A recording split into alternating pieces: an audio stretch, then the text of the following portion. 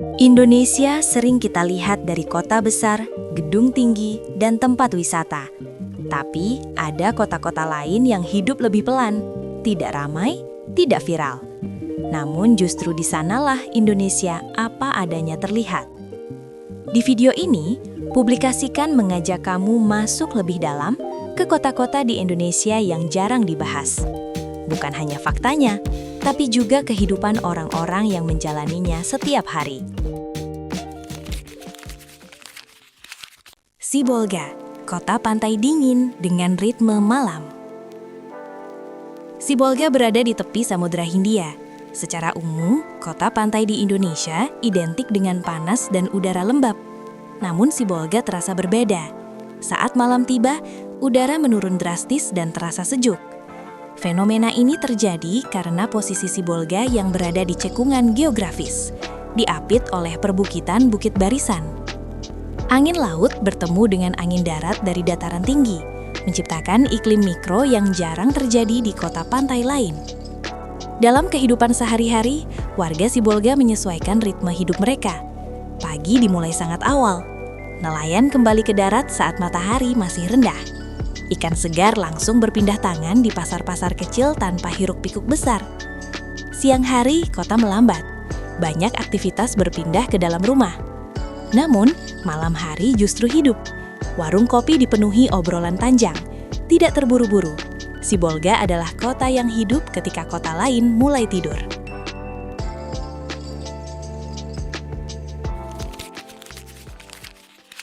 Manado, kota pesisir yang hidup dari laut.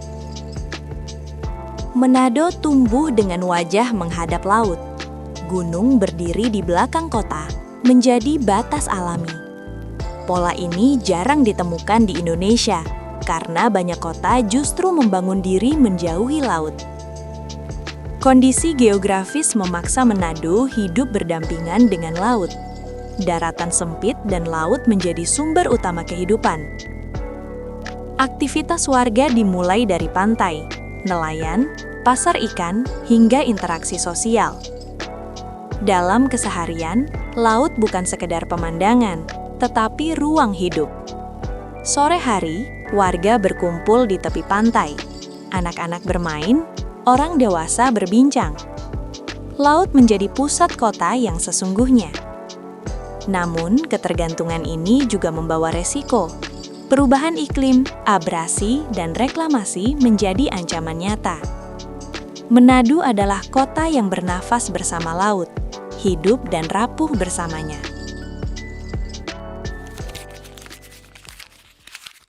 Bukit Tinggi, kota tenang yang pernah menyelamatkan negara. Bukit Tinggi berada di dataran tinggi Sumatera Barat. Udaranya sejuk, ritmenya lambat. Secara kasat mata, kota ini tampak tenang dan bersahaja.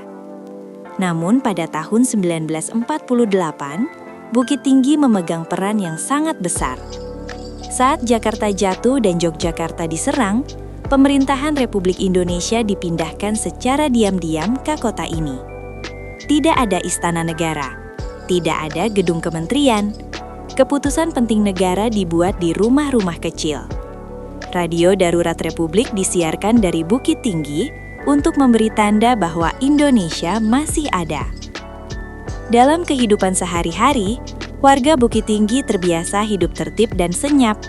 Pasar pagi menjadi pusat aktivitas utama. Sore hari, kota kembali tenang.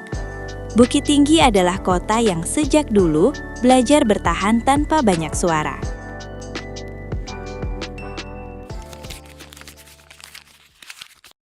Balikpapan, kota kerja tanpa jejak masa lalu. Balikpapan dikenal sebagai kota industri dan energi, namun sedikit yang tahu bahwa kota ini pernah menjadi pusat minyak paling strategis di Asia. Pada masa Perang Dunia II, Belanda membakar ladang minyak Balikpapan sendiri agar tidak jatuh ke tangan Jepang. Kota ini dihancurkan secara sistematis. Sejarah fisiknya dihapus dengan sengaja. Dalam kehidupan sehari-hari, Balikpapan adalah kota kerja. Pagi hari dipenuhi kendaraan menuju lokasi kerja. Aktivitas berlangsung efisien dan praktis. tidak banyak kehidupan malam yang panjang. Balikpapan tidak hidup dari cerita masa lalu. Kota ini bergerak maju, fokus pada hari ini, dan jarang menoleh ke belakang.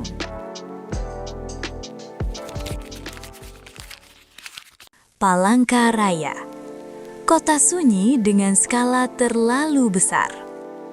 Palangkaraya bukan kota yang tumbuh alami. Ia dibangun dari nol oleh negara. Presiden Soekarno merancangnya sebagai calon ibu kota masa depan Indonesia. Jalan-jalannya lurus, sangat lebar, dan panjang. Kota ini dirancang untuk menampung jutaan penduduk. Namun, sejarah berubah. Rencana besar itu tidak pernah terwujud. Dalam keseharian, Palangkaraya terasa lengang. Jarak antar tempat jauh. Aktivitas banyak terjadi di rumah, sekolah, dan alam sekitar. Setelah jam kerja, kota cepat sunyi. Palangkaraya bukan kota gagal. Ia adalah kota dengan mimpi yang terlalu besar untuk zamannya. Ternate, kota kecil dengan beban sejarah global. Ternate adalah kota kecil yang berdiri di bawah bayang-bayang gunung. Namun berabad-abad lalu, dunia pernah berputar di pulau ini.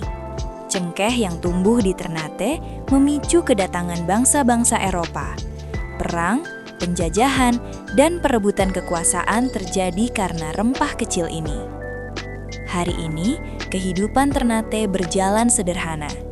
Nelayan, pedagang kecil, dan anak-anak sekolah berbagi ruang kota yang sama. Ritme hidup pelan dan akrab. Ternate mengajarkan bahwa kota kecil pun bisa mengubah arah dunia.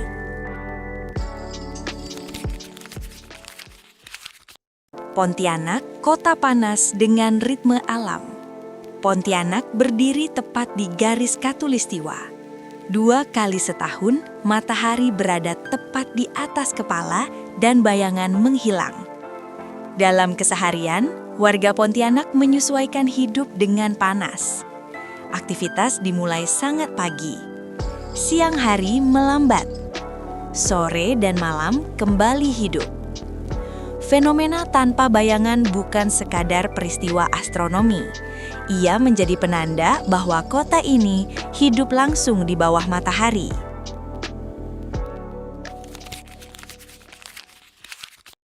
Ambon, kota yang hidup lewat musik. Di Ambon, musik bukan sekadar hiburan. Ia adalah bagian dari kehidupan sehari-hari. Menyanyi dilakukan di rumah, di gereja, dan di jalan.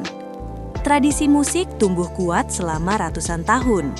UNESCO menetapkan Ambon sebagai City of Music.